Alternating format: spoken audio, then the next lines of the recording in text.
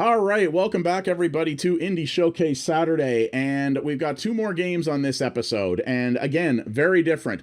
While True Learns was pretty awesome, but we're doing two different ones here. So this one came out a little while ago, actually. This is called Creepy Road, and this one is no,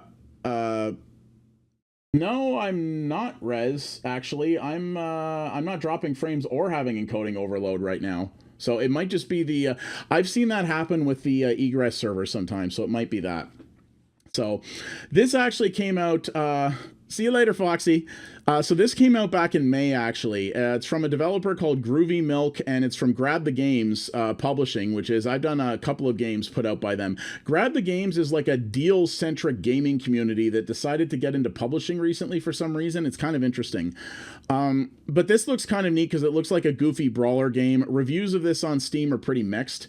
And it is an older game. I've had code for it for a while, but I wanted to check it out and see what it was like, just because it looks kind of dumb and goofy in the way I can appreciate. So we're gonna fire this up and give it a shot and see what kind of thing we're into here. This is the second last game for today.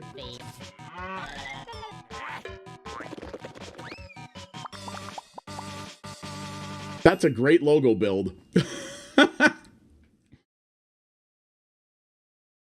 So, for the best experience, we recommend using a gaming controller. Well, I have one of those. But only a gaming controller, not those other kinds of controllers. Alright, good soundtrack to start here. Okay, basic option stuff, but that's okay. Seems to be mixed very high, too. The game audio seems a little loud, so I'm going to turn this down a notch.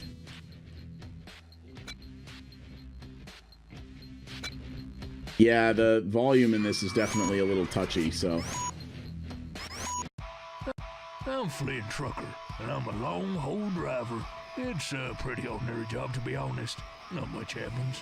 Well, that was until one day. That text does not match the speech at all. Down. It was a usual September evening, just the same as any other. I just delivered the pickle sardines. This sounds like a British guy trying to be an American redneck. I was on my way back to my hometown of Dustburg, where I could take a well-needed breather after a long trip and see the love of my life, my Angelina. Oh, my darling. Angelina was a panda trainer in the circus. How did you end up with her, man? Completing its tour with a grandiose performance in our own little town. You what, mate? Sorry, you what, mate? You what? When suddenly... That bear had a party hat on. Art looks pretty good. A psycho bear jumps out of nowhere and throws itself on my hola. As a result of a near heart attack, Hey, man, I've seen Letterkenny. Of course we do. Listen, man, 20 minutes from here is Almont and Carlton Place, okay? Which is the outside of Ottawa, and believe me, oh, we got our rednecks. Don't you worry about that. I realized I'd have to get to town on foot. Oh, we got rednecks in Canada, man. Trust me.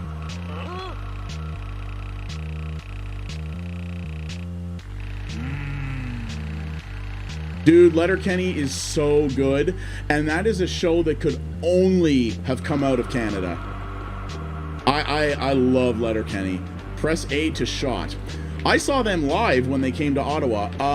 No, A is jump, guys. Letterkenny did a live show a while back that I saw in Ottawa, and they were friggin' hilarious. Oh, dude, I'll give you access to my Plex server, where you can watch my totally legitimate copies of it if you wish.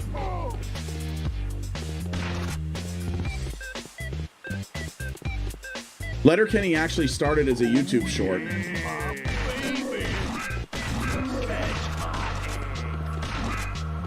Oh, is it on Hulu? Oh, okay. We can't get Hulu in Canada. We have Crave TV, which is like Hulu but ghetto and run by our telecartels. Ooh.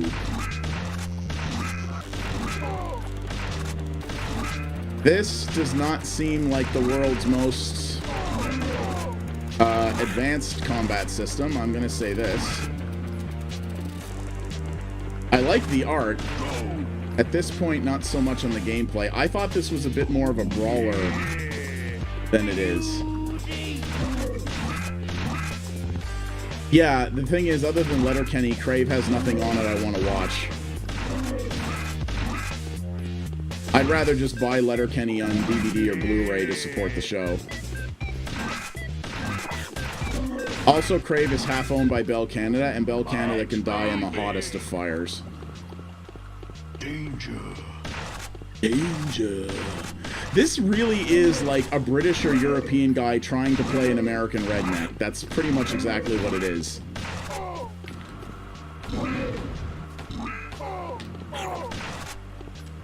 Also, okay, didn't it? I'm pretty sure it said right trigger throws grenades. It's not, it's left trigger. So there's also that. Well, and I died. We'll see if this improves, but so far I really like the art and I really like the goofy take on itself it has, but it is very uninteresting to play. Catch my baby. Danger. Danger. I am totally a redneck. I am not a British guy. You what, mate?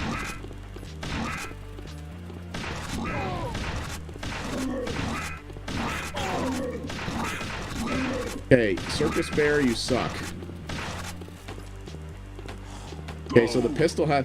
Also, you basically can look like left, right, and straight up, and that's it. Like, there's no analog to... Even though I'm using the analog stick, there's no analog control to the direction this guy looks in. It's just like up, down, and right. That's it. Hey, yo, Tech, what's up, buddy? Dude, you'll want to watch the videos of this I put up on YouTube. We played a really cool puzzle game a little while ago based around logic and programming. I think I might actually try to make it a regular stream series. Everybody in the chat was trying to help figure out the puzzles and stuff. It was really, really neat. Wild True Learn is what it's called. Also, I don't think I changed the game name again, did I?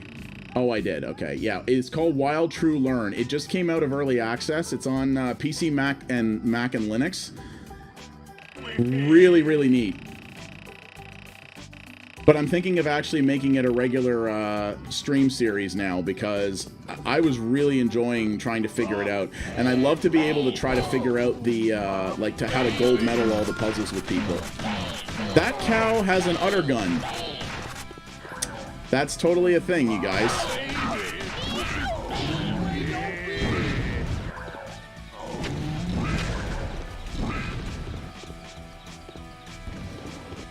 So, I'm gonna say, you guys, at least so far, I really like the look of this game, but so far, the gameplay is pretty bad.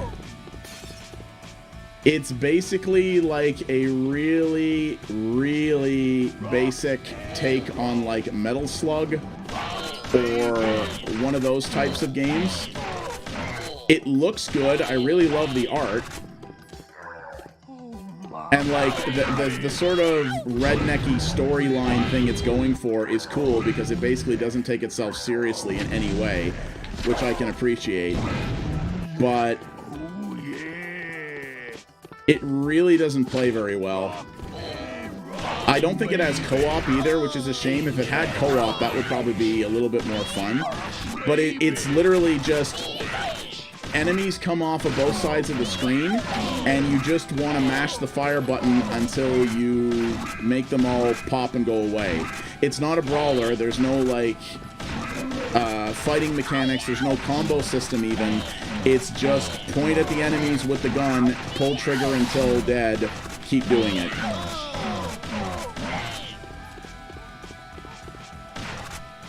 Yeah, Tech. I might see if people want to do like a crowd stream of that, where either in chat or on Overtone or something, we all like work together to try to gold medal all the puzzles in the game. I think it's I was really surprised by it. I think it's really cool, and it's a really good teaching tool. It's a game that should be like, it should be in school, like in schools. I think it should teach, like it would be a great game to, like, for kids to learn how to program.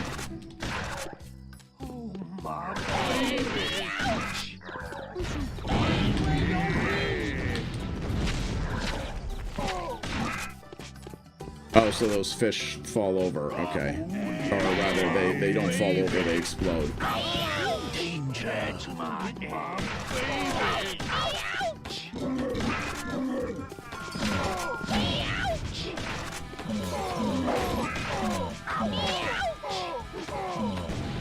Oh my god, and you die fairly quickly too, and there's very little feedback when you take any damage. Ooh, I don't know, guys. I really don't know about this one. This game has mixed reviews on Steam, and I can certainly see why. Grab the Games has put out some pretty neat stuff. That Siberian, the time-traveling warrior game that I played, that was published by Grab the Games. This one feels like it's a bit of a miss, honestly. Like, it is very, very, it's very, very pretty. The devs clearly got the art right, but it kind of feels like they forgot the gameplay. The gameplay is just super bland and just boring and not very fun. It's just jumping around and trying to avoid, you know, like I said, trying to avoid these waves and waves of enemies. There's no visceral feel or feedback or anything to the combat. It's just press the button until everybody goes poof.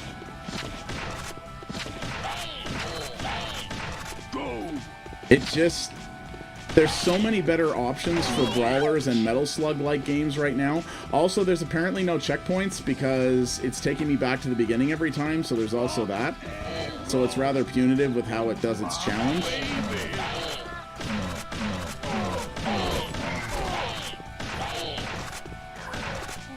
I don't know, man.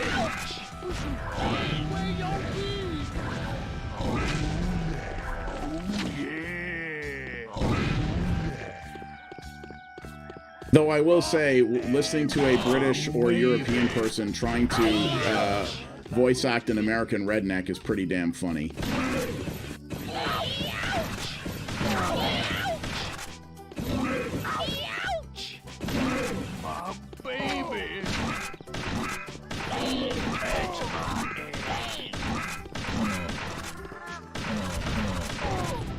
Also, the grenades do not explode on impact with enemies, and they really don't land where they think they're supposed to.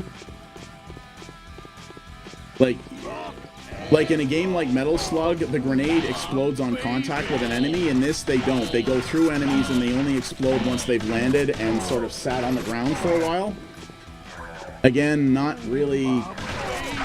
the way these games work, and really not a particularly fun gameplay mechanic, because this game moves too fast for you to really have the time to figure out and time your grenades lands. Like, this is not friggin' Scorched Earth here. Danger.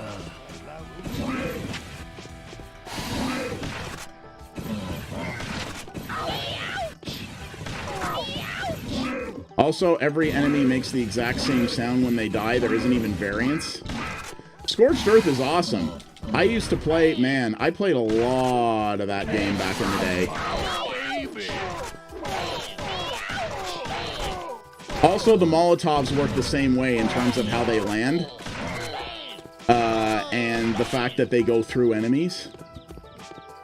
I want to say I saw, there's a party game I saw recently, a trailer for, I think, that's like Scorched Earth, except it's Scorched Earth, except everybody's like in a bouncy castle. Like it bounces up, like your tanks like bounce up and down and do all this other funny stuff. It looked hilarious. Tech, somebody else told me about Shell Shock Live. It might have been it might have been Rez. I don't remember. I have to look that up again. Somebody else asked me about it, and I don't really remember much about it, but I mean, I'll check out anything, right?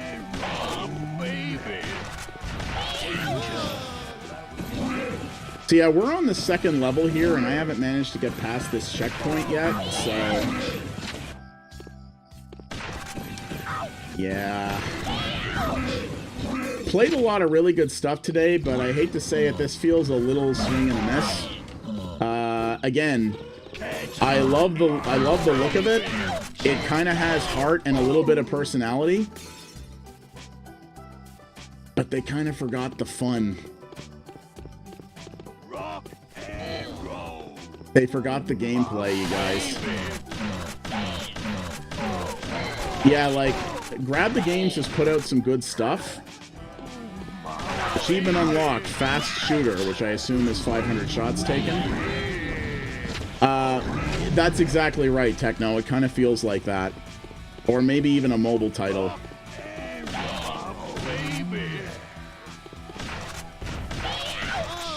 It really doesn't feel... Like, that's the thing. The art looks super professional and looks like it was done by a very slick team, but the gameplay feels like a rookie effort. Like, the gameplay feels like a student project, but it doesn't look like a student project. Like, look, it's got nice parallax dual-layer scrolling in the background. Like, this hand-drawn art all looks great. Like, I really like the art style. Clearly, they have some very talented artists on their team, but it just doesn't feel like a fun game at all. Like, I love brawlers to death, and I love games like Metal Slug and that, but after playing Blazing Chrome from the Arcade Crew at PAX, like, this really just doesn't interest me at all.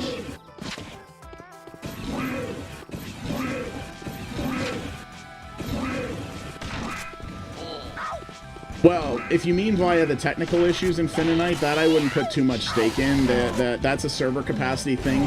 Destiny had some issues during its demo as well that they got fixed up before launch. But I will admit, as first impressions go, considering Anthem comes out in like less than a month, yeah, the servers melting down with the demo definitely don't paint the greatest picture. That EA doesn't seem to be able to keep their, especially in the world of scalable cloud, where in theory, if they're in a cloud platform, they should just be able to hit a button and spin up more servers. It is a little concerning that they seem to be running into such constant capacity problems. Oh, Tech, Blazing Chrome, I played it 2-player with somebody at the show, a random YouTuber. Oh, dude, it's so good. I am so stoked for that. I'm going to be emailing as soon as Bizzo and I get the sell sheet done. The Arcade Crew is one of the first teams I'm going to be reaching out to. Oh, hey, you don't actually have to mash the fire button, I just discovered. You can actually hold down the X button and it just fires. Oh, look, except a bunch of Molotovs got thrown and I died again. Guys, this is the first major arena fight in this second level, and I can't get past it. I just want to see if this checkpoints when you pass one of those things, because if this level has a whole bunch of those arena-type fights in it, and it doesn't checkpoint...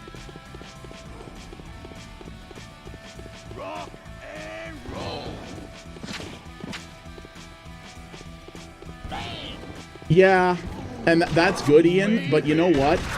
This is not a... you know what? And I'm holding EA's feet to the fire on this, because this was not pitched as a beta. It was marketed as a demo. If it's a demo, it should be representative of the final game. And if they're still having technical issues and missing features in it, then it's not a proper demo. They should have called it an open beta, as opposed to the premium demo. Like, don't get me wrong, I hope Anthem is cool, but EA did not position this thing very well.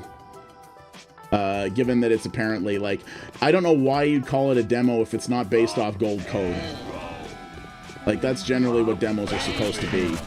I found that very strange on their part. I mean, yeah, no, you're right, it did. Well, it did, except when it, yes, when it launched and when it wasn't deleting the entire download of the game, yes, that was more their launcher that didn't work. But you're right, during the Fallout 76 demo, their servers actually stayed up. Yeah, you're not wrong.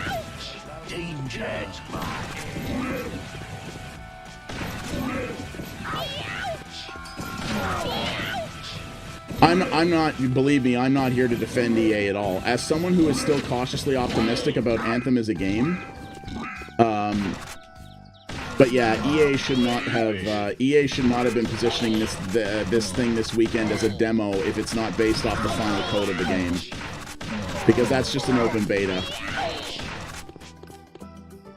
Yeah, I just want to see if this checkpoints after you beat this sequence, but yeah, guys, unfortunately, I never like to play a game on Indie Showcase Saturday and then kind of take a dump on it, but this game's not good. It looks good, but it doesn't play well. The gameplay is really not fun. Okay, and then after I beat that, it did start me back at the beginning of the level. So this game, it also has no checkpoints, so yeah. So guys, that is Creepy Road, and it is, what is it? It is $10 US on Steam, $11.50 Canadian. It is on PC and Mac. I hate to say it, I don't recommend it. I didn't put a lot of time into it, but I didn't have to. It looks really good, but it does not play well. So, hate to say it. Check the Steam real quick. Wait, what? Oh, god damn it, Techno. You friggin' guy. Oh, man. Wait, I thought it was, I thought Shell Shock Live was free. I guess not. So, oh, wait, is this like a friggin'... This is like a Scorched Earth thing, isn't it? Well, that's pretty awesome. Okay, well, I'm interested. Well, thank you, sir. I do truly appreciate that. I will try that out at some point for sure. And yeah, you're right, Ludger. These stills are interesting. So, all right, guys, that's Creepy Road. Sadly, I don't think I recommend it as someone who is a fan of these games. But it is, maybe if it was super cheap on a sale or something and you just wanted to kill some time, it might be okay, but in my case, yeah, no, not recommended. So, all right, we have one game left today in Indie Showcase Saturday, folks. So if you are on YouTube, like, subscribe, comment, etc. I do appreciate that. And if you are watching live, we've got one game left, so hold up just a minute. The Indie Showcase Saturday rolls on with the last one. Just a sec, guys.